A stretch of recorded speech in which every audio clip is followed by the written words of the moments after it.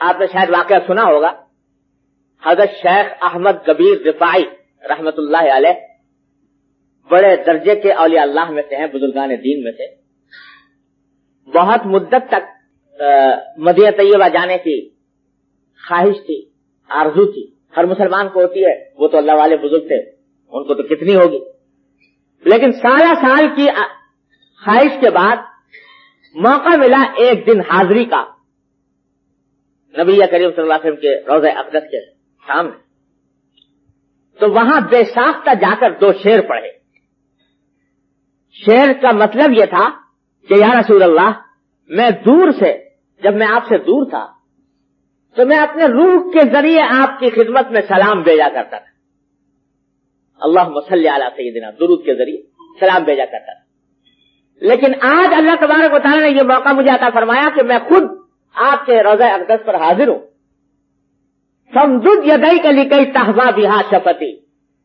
تو یا رسول اللہ اپنا دست مبارک بڑھائیے تاکہ میں آپ کے دست مبارک کو بوسہ دے۔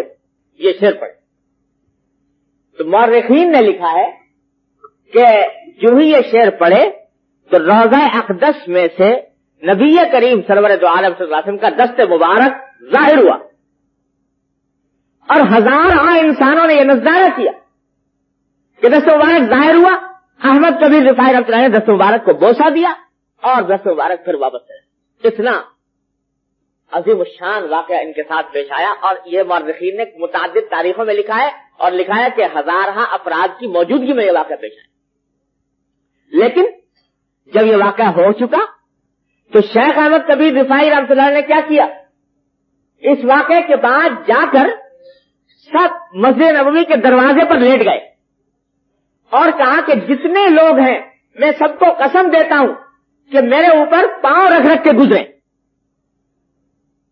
میرے اوپر پاؤں رکھ کے گزرے۔ کیوں؟ اس واسطے کہ کہیں ایسا نہ ہو کہ جو عظیم الشان واقعہ میرے ساتھ پیش آیا ہے تو اس سے میرے دل کے اندر یہ کبر نہ پیدا ہو جائے کہ میرا تو مقام یہ ہے کہ رسول اللہ صلی اللہ علیہ وسلم کے مبارک میرے سامنے ظاہر ہو۔ کل میں نے کراچی کے ایک مفتی کا کلپ سنا، میں حیران ہو گیا، جس کو شیخ الاسلام بولتی اور کوئی اس کو بڑا متقی اور تقی کہتا ہے، کانا تقیہ، اور بڑا مفتی صاحب ہے اور سب اس کی تعریفیں کرتی ہیں۔ وہ مفتی صاحب منبر پہ بیٹھ کے جھوٹ بول رہا تھا، شیخ الاسلام صاحب، اور وہ جھوٹ کیا کہ فلانا بزرگ نبی کریم علیہ السلام کی قبر پہ گیا اور اس نے کہا یا رسول اللہ،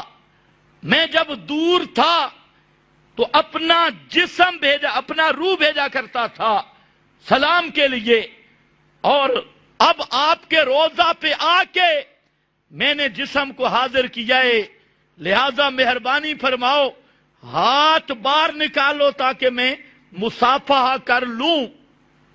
تو آپ نے اپنا ہاتھ مبارک باہر نکالا اور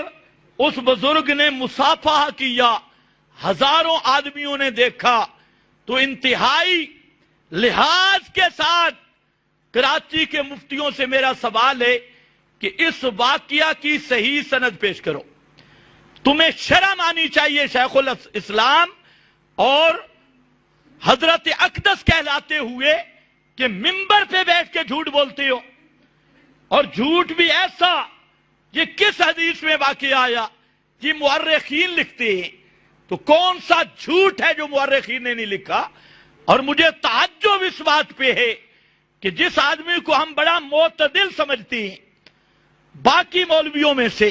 مفتی تقی، یہ وہ بیان کر رہا ہے۔ تو اس لیے گزارش مفتی تقی کی خدمت میں بھی یہ ہے کہ آپ اتنے بڑے مفتی ہو کر یہ جھوٹ بولتے ہوئے خدا سے نہیں ڈرے؟ تجھے اپنی آخرت کا کوئی فکر نہیں ہوا؟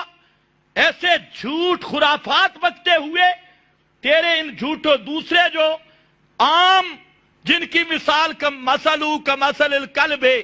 وہ جھوٹ بولتے، تو ان کے جھوٹ کی تو حیثیت نہیں، لوگ تمہیں تو جسٹس بھی کہتی ہیں،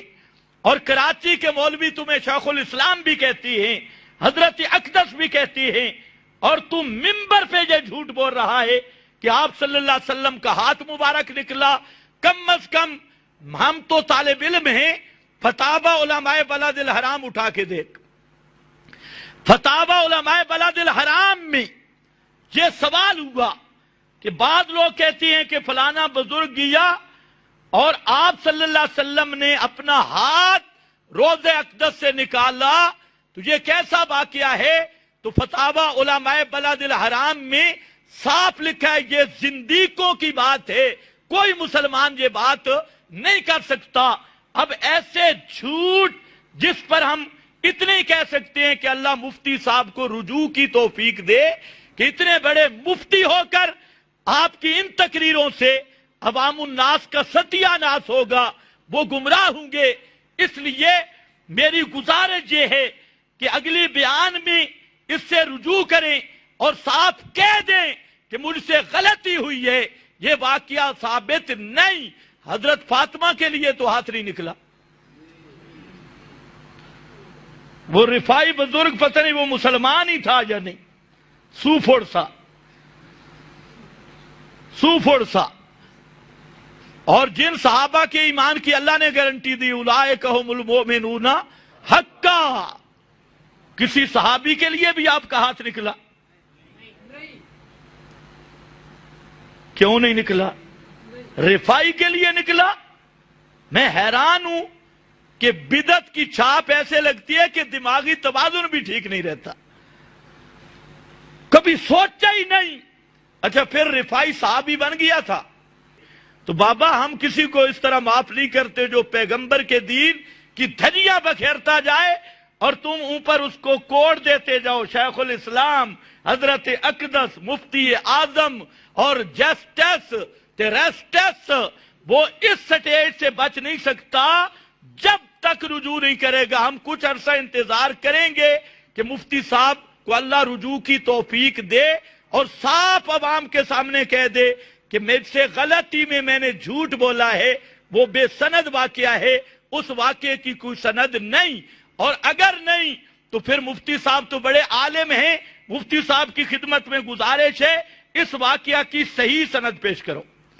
باسند صحیح اس واقعہ کو لاؤ تاکہ ہم دیکھیں